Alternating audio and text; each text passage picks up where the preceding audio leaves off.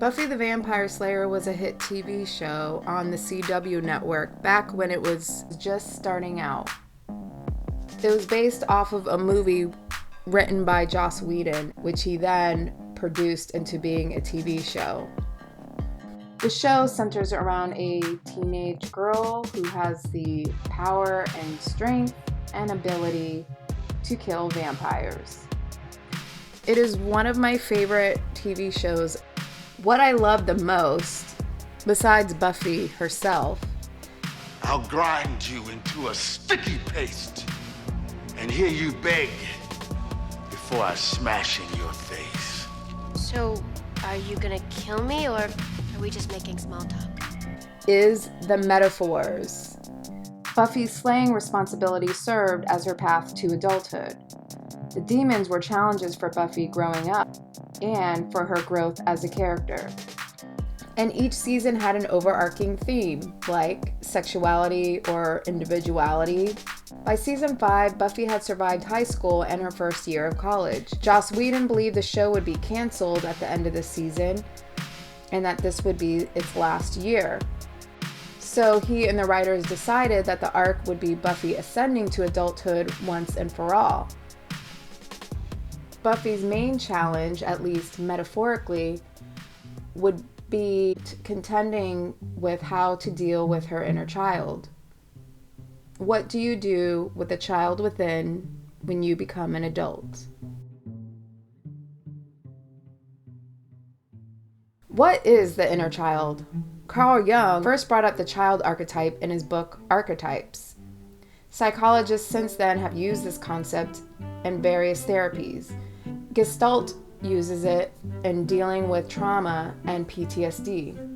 Wikipedia defines it as an individual's childlike aspect. It includes what a person learned as a child before puberty. The inner child is often conceived as a semi-independent subpersonality, subordinate to the waking conscious mind, and I will refer to it in this video as a part of yourself. The term has therapeutic applications in counseling and health settings.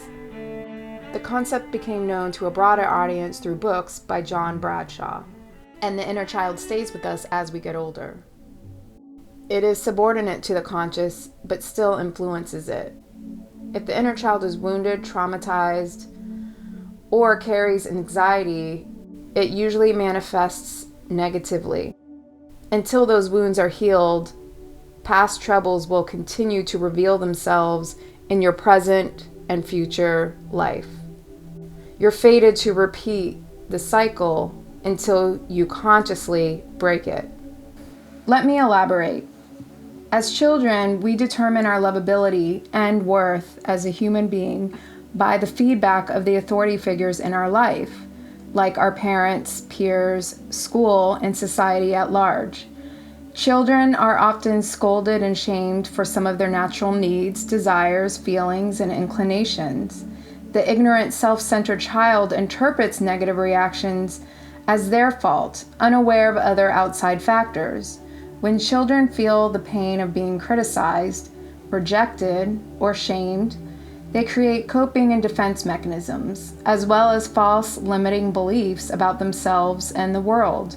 This is how insecurities are created, and on the extreme end, can potentially lead to certain mental illnesses like anxiety and depression. It is every child's goal to be seen as lovable and worthy. It's how they know they will be taken care of. If a child or adult determines that they are unlovable or unworthy, then it will cause catastrophic pain to the psyche and lead to self-destruction. Life is not worth living. So children internalize the criticism they receive and label those parts of themselves as unlovable and unworthy, and not valuable to others. They reject those parts of themselves by trying to suppress them. When that child enters adulthood, they try to leave those parts behind, as well as the guilt, shame, fear, or anger that was attached to those parts. This is our inner child. Needs that the child was told, directly or indirectly, weren't important. Feelings that they were told weren't justified, accurate, or allowed, interests that were judged or criticized, character traits that were shamed for not being desirable. As adults, we see the inner child as a threat and a hindrance to survival in the adult world. We continue to neglect, repress, and invalidate the call and pains of the inner child. Of course, it's not society's responsibility to meet those needs. It's the individual's responsibility. To quote, "We cannot reach our destiny without healing the inner child's pain and transforming their sadness, fear, or anger." The call of the inner child is the call of our true nature. The abandoned, wounded inner child becomes unruly and often adds more challenges or sabotages our professional, personal, or romantic goals, causing us to lash out or withdraw in stressful situations. Neglecting the complaints and wounds of the inner child has us reacting to life with those defense mechanisms and limiting beliefs that the inner child created. We interpreted the inner child's needs for validation and healing as an intrusion in our adult endeavors. Ignoring the inner child also keeps the adult from meeting their own needs in full and hinders their ability to self-actualize and reach their potential. Like a self-fulfilling prophecy, the ignored inner child seems like it's in the adult's way and feeds the fear that they may actually be unworthy and unlovable. But it's the act of ignoring the inner child that keeps the adult from meeting their own needs in full, their ability to fully self-actualize and reach their potential. Let's see how Buffy deals with this in season 5.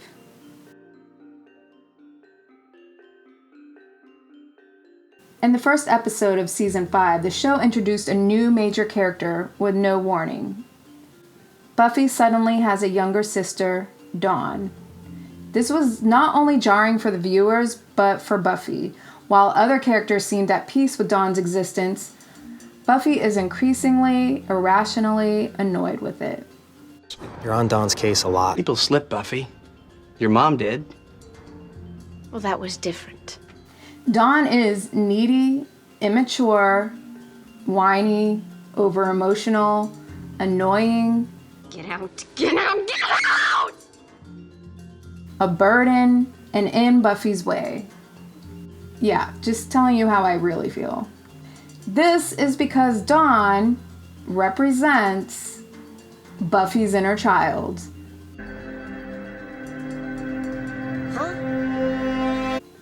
I'm going to cite the book Myth, Morality, and Metaphor by Mark Field and the YouTube channel Passion of the Nerd, who often leans on this book for his Buffyverse guide videos.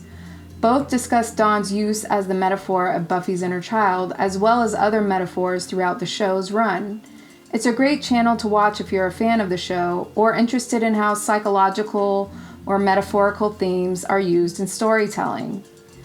I have to confess that I don't like Dawn. Dawn was a divisive character on the show, so I'm in the majority here. After learning what she represents, I have a little more appreciation for her character. A little. Buffy's irritation at Dawn in the first 6 episodes didn't help, because I love Buffy, but Buffy's annoyance was a part of her arc. As Mark Field states in his book, Dawn echoes traits we've seen in Buffy in earlier seasons. She keeps a diary, she loves her friends and mother, feels isolated, thinks Giles doesn't like her because he's too old to understand her, and thinks training is boring.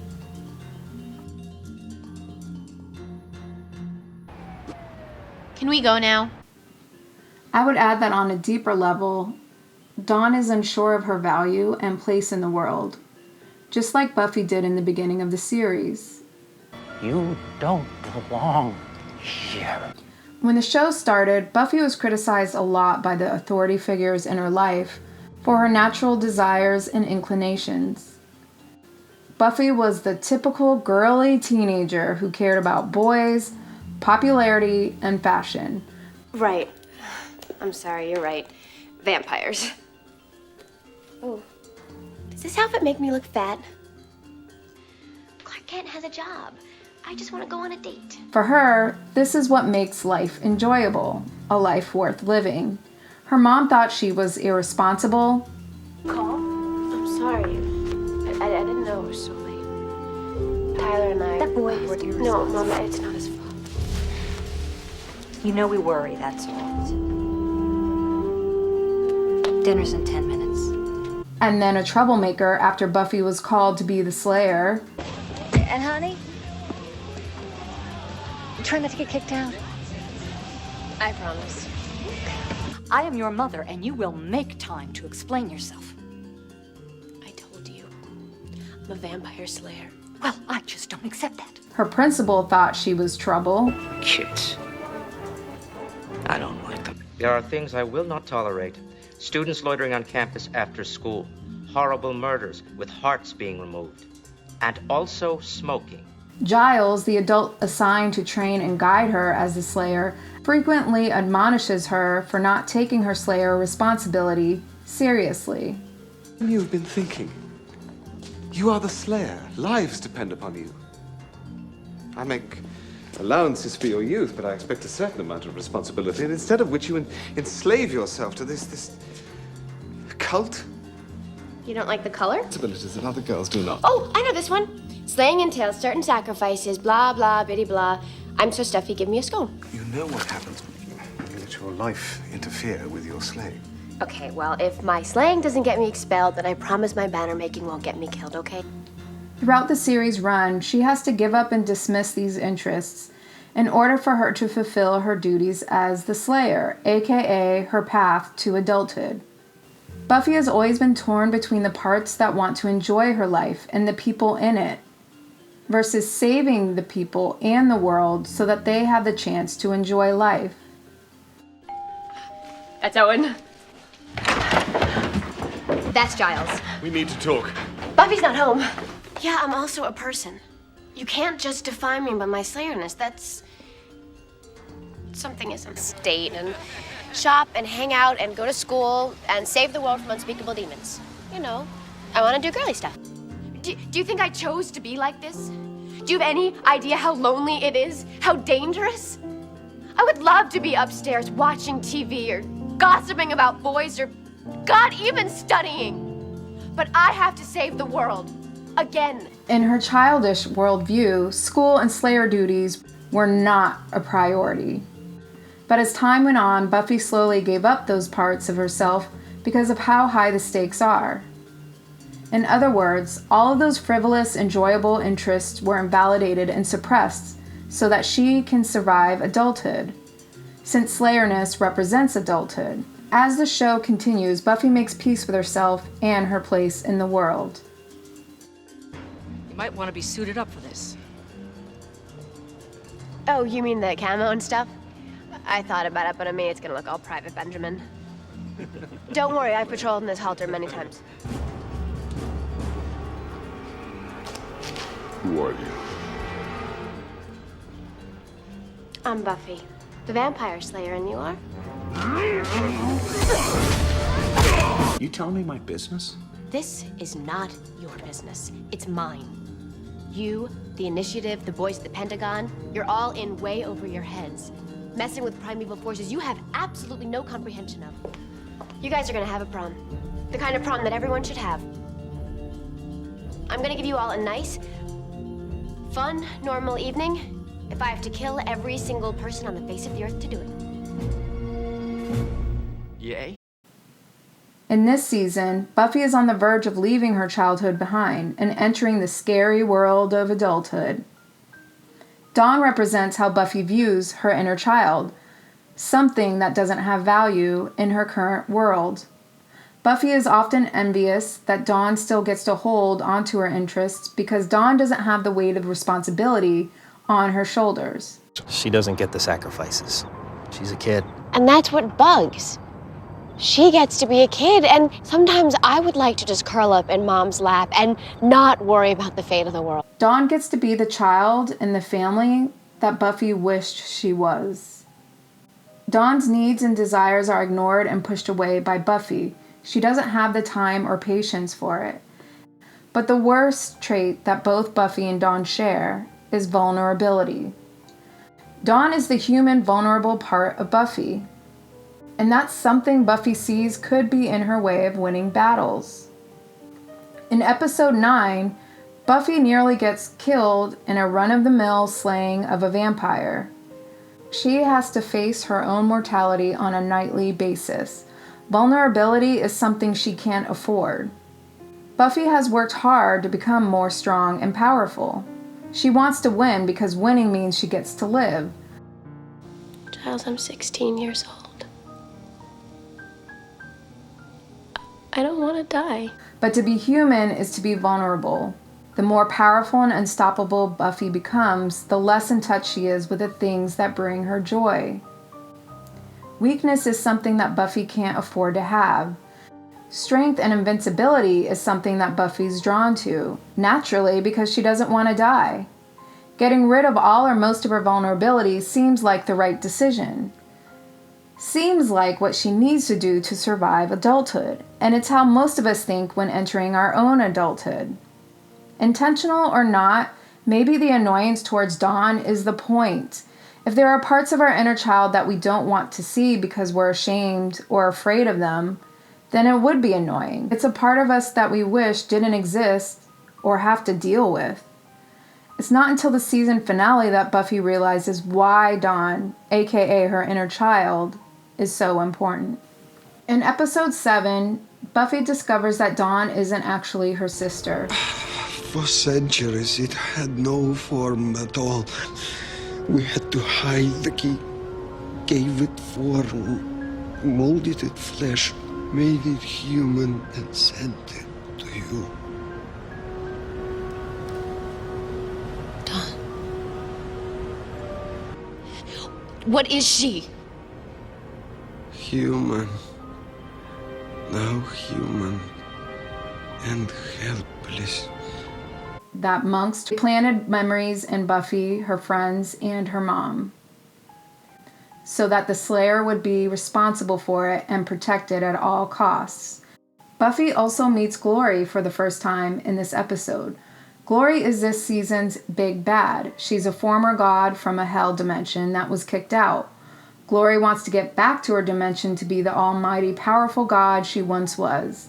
There's only one way back, using a specific source of energy that opens the portals for all hell dimensions.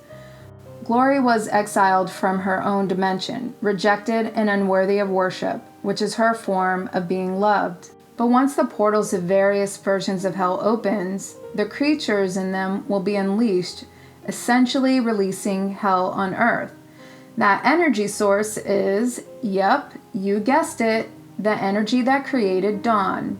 Dawn needs to be sacrificed so that Glory can return. Take note of her likeness to Buffy, supernatural strength, blonde, girly, and quick with a quip. Oh, please. Like, that's gonna... Hey! Watch the hair. Glory whines, lashes out, throws tantrums, and is selfish on sociopathic levels, all of which are symptoms of insecurities and defense mechanisms. Glory is what Buffy fears adulthood to be, and what she fears turning into, and what Buffy fears of becoming, while striving for the same things Glory wants: power and invulnerability.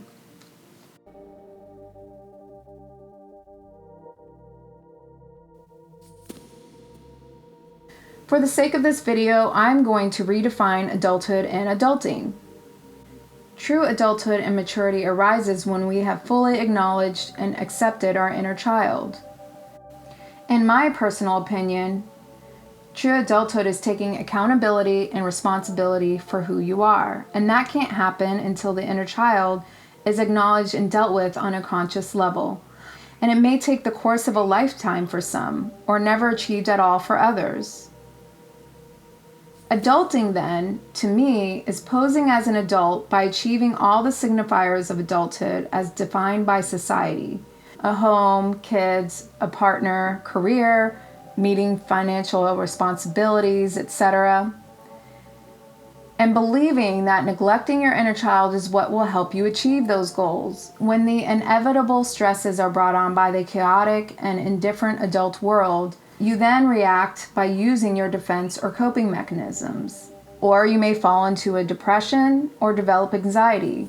Sometimes you act like a child yourself by lashing out at others or withdrawing, sabotaging your professional and personal goals. These are all ways that the inner child is trying to get your attention. Glory complains a lot. She hates living on Earth as a partial human in a human body. For her, this is not a life worth living. She can't stand weakness and the futility of human life.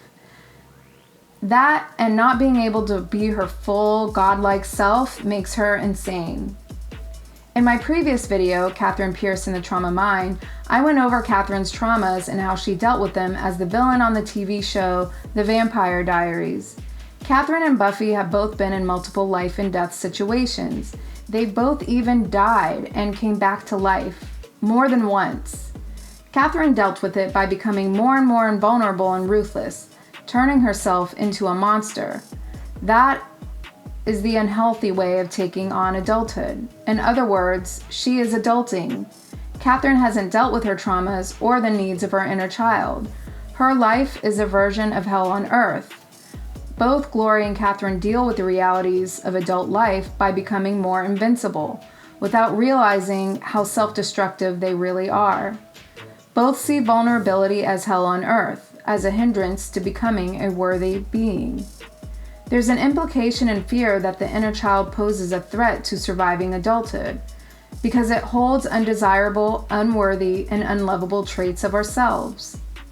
Repressing, criticizing, or rejecting these parts is an act of self-hatred.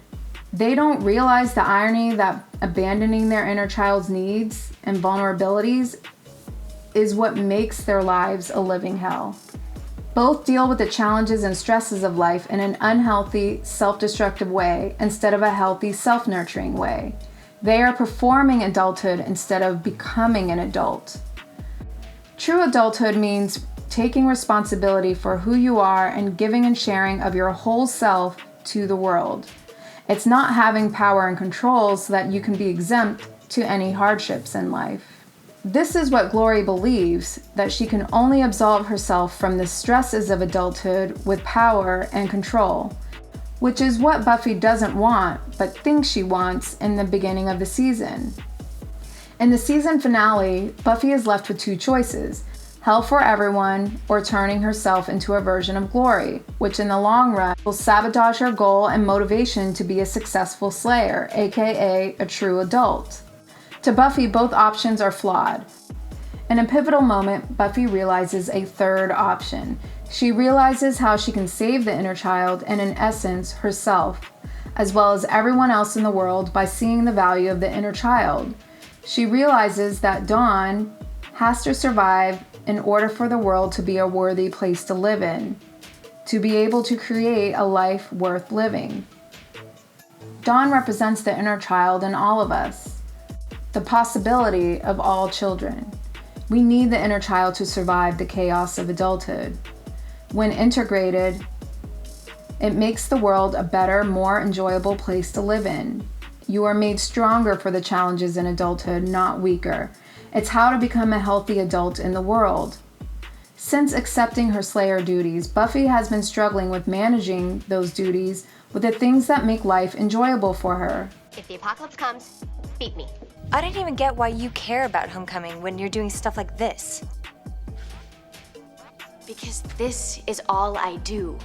This is what my life is. I could pick up a yearbook someday and say, I was there. I went to high school, I had friends, and for one moment, I got to live in the world. He trains her. He prepares her. Prepares me for what? For getting kicked out of school? For losing all of my friends? For having to spend all of my time fighting for my life and never getting to tell anyone because I might endanger them? Go ahead. Prepare me. Until now. Buffy is taking responsibility for who she is and sharing it with the world. Buffy has achieved true adulthood by saving what she saw as the most important part of herself, her humanity. And humanity requires vulnerability. She's accepted the inner child into the real world, and the world is a better place because of it.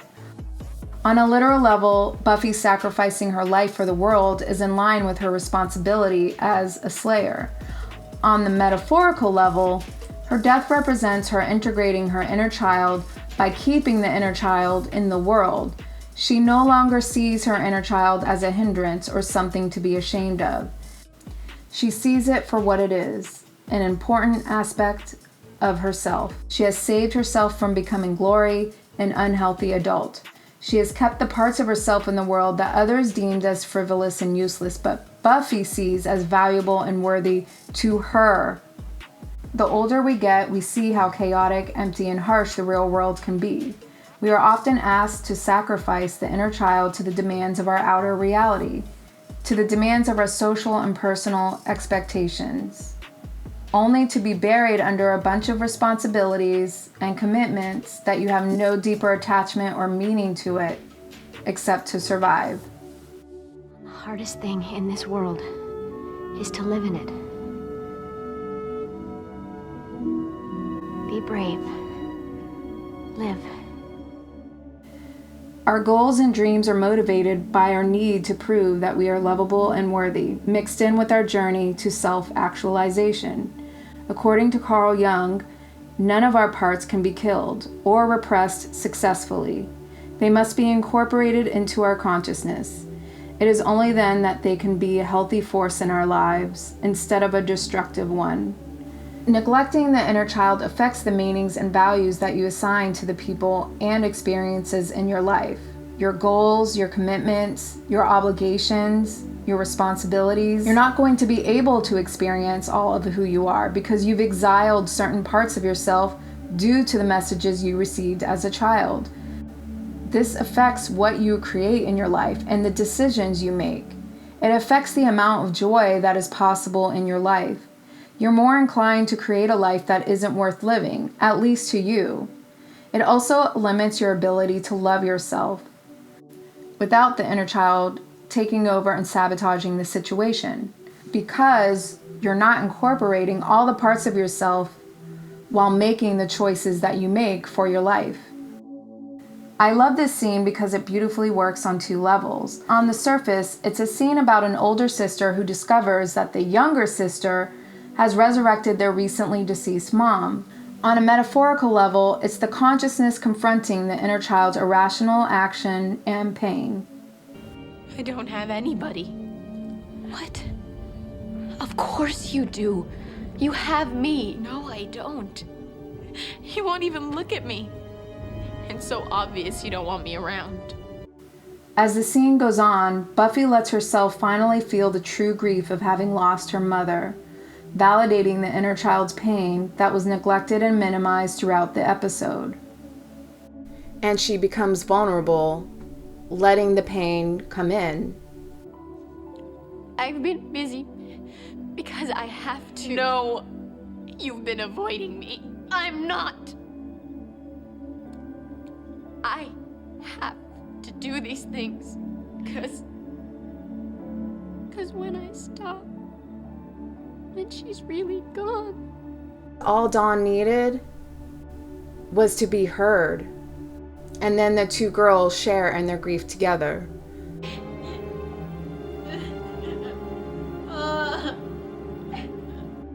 So how do we have a healthier relationship with our inner child? The inner child needs validation for its feelings and needs. It needs to be heard and for its concerns to be taken care of. It wants to be a part of your world and contribute. It just wants you to be present with whatever pain and negative feelings it has been holding on to for you. The inner child tries to get our attention until we deal with the pains we've tried to ignore. When those wounds aren't healed, past troubles continue to present itself in the present and future until you consciously break it. Let the inner child vent.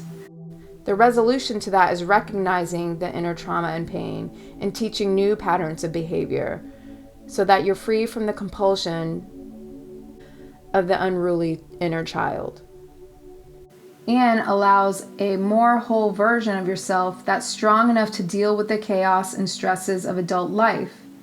True adulthood and maturity arises when we have fully acknowledged, accepted, and taken responsibility for our inner child through loving and compassionate self-parenting. Doing this makes your world a better place to live. Without acknowledging our inner child, we are incomplete in our desires, pains, and inner resources to achieve all that we want and can achieve. Buffy is the first Slayer to include her friends and have a community with her in the fight, even though she has been advised and scolded not to do so. Her inner child needs that sense of community and craves being a part of people's lives in order to enjoy her life. Being a part of the world gives Buffy more motivation, strength, and will to save the world over and over and over again. That's the strength and power and value of her inner child. Because of that, she becomes the most successful, worthy adult and beloved Slayer of all time. I might be a little biased. I see Buffy as a role model. Buffy is not only able to navigate and survive the adult world, but achieves her full potential and destiny. You've heard of me. Naturally. You are known throughout the world. Nah. Really? Coincidentally, my opinion of Dawn in this season is the same opinion I have for my own inner child. But unlike Buffy, I have not done the work it takes to integrate her or even listen to her. Even though I know the benefits of doing so would expand my capacity for joy in my life. It is something that I am currently working on because I know that the world is a better place with her in it. Thank you for watching. Please leave any comments about Buffy, Dawn, or opinions on adulthood in the comments below.